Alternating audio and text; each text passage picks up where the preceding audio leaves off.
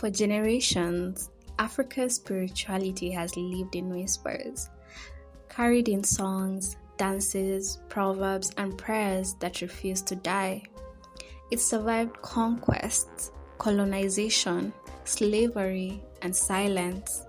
But now, the whisper grows louder. It calls us back, not to worship blindly, but to understand, to listen, to remember. Here on Inspiring African Tales, we begin a new chapter.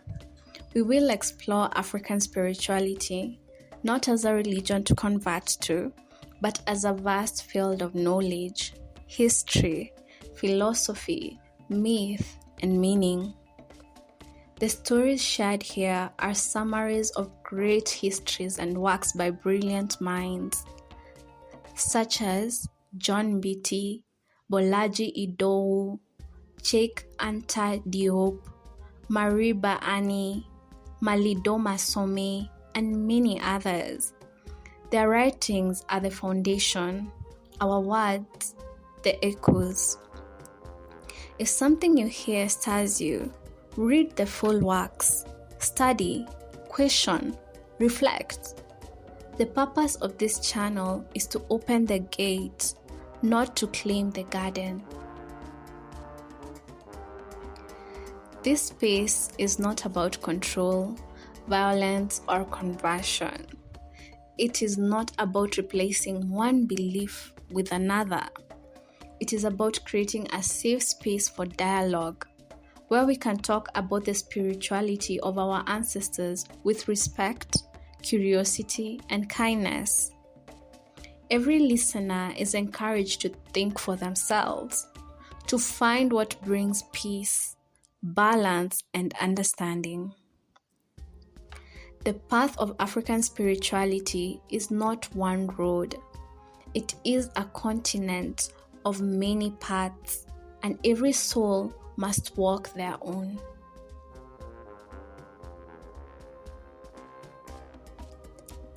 It is absurd to believe that the world's oldest peoples, builders of civilizations, astronomers, philosophers, healers, artists, lived without spirituality. The idea that Africans were godless before foreign religions arrived is not history. It is propaganda. Long before colonial missionaries set foot here, Africans already worshipped, meditated, healed, and spoke with the divine. In ancient Kemet, priests studied cosmic order, maths, the balance of truth and justice. Among the Yoruba, the Ifa system guided kings and farmers alike. Among the Shona, the voice of Mwari echoed through the Matopo hills. Among the Dinka, prayers rose to Nihalik, the creator in the sky. Across this continent, spirituality was and is a way of being, a science of living in harmony with life itself. Yet for centuries, this wisdom was silenced. Temples burned, shrines destroyed, priests exiled. The sacred became feared, and fear became the tool of control. While Europe preserved its myths, the Norse gods, the Greek pantheon, the Roman deities, Africa's gods were labeled demons. While the East honored its ancestors through Buddhism, Hinduism, Shinto, and Taoism, Africa was told to forget its own. The same world that praises Norse Valkyries, Egyptian pharaohs, and Eastern sages mocks Africans, diviners, rainmakers, and griots. But the truth cannot stay buried forever. When our ancestors were taken from this land, their bodies were enslaved, but their spirits could not be chained. They carried their gods across oceans, hidden in songs, in rhythms, in names. In Haiti, they became voodoo. In Cuba, Santeria. In Brazil, Candomblé.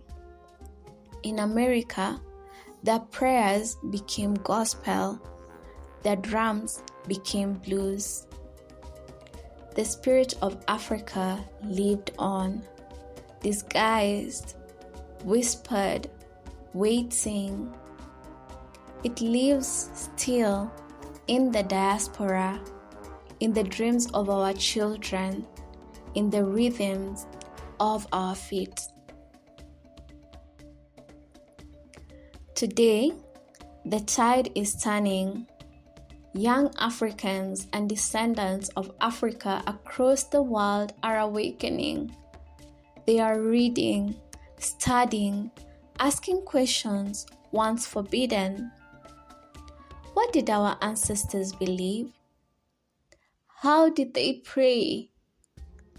What did they know about the soul, the stars, the earth? This is not about rejecting other faiths, but about understanding our own. About remembering that spirituality is our inheritance, not a relic, but a compass. When we remember who we are, we heal what history has broken. When we honor our ancestors, we reclaim power long denied. When we study our spirituality, we find wisdom to survive in this world and perhaps to guide it. African spirituality teaches us that to be human is to be connected to ancestors, to community, to earth, and to the Creator. It is not superstition. It is the science of the soul. On this channel, we will start exploring the writings of the greats. We will journey through books like John Beatty's Introduction to African Religion, Cheikh Anta Diop's The African Origin of Civilization, Marimba Ani's Urungu, and Malidoma Somi's Of Water and the Spirit. We will read, summarize, discuss, animate, and question. This will be a place for intellectual curiosity and spiritual exploration, not preaching. Here, no one is told what to believe. Here, we think, we feel, we question, we connect. If you take nothing else from this piece, take this. Do the work. Read for yourself, reflect, question. Let no one think for you.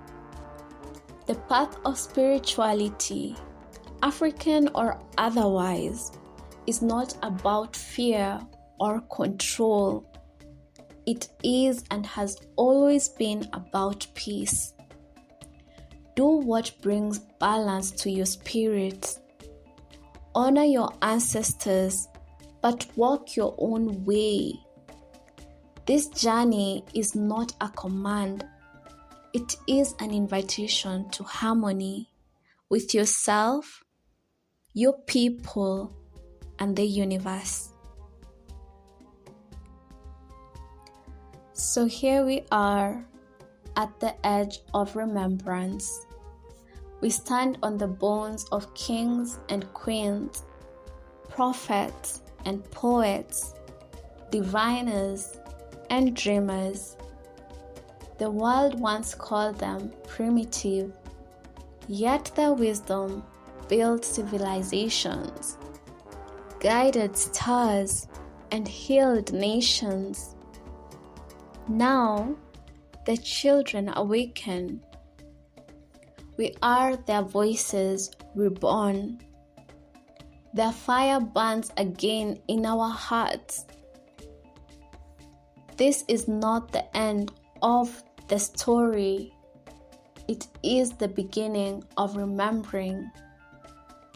Welcome to Whispering African Tales. The drum has sounded. The circle is open. The ancestors are listening. Let us begin.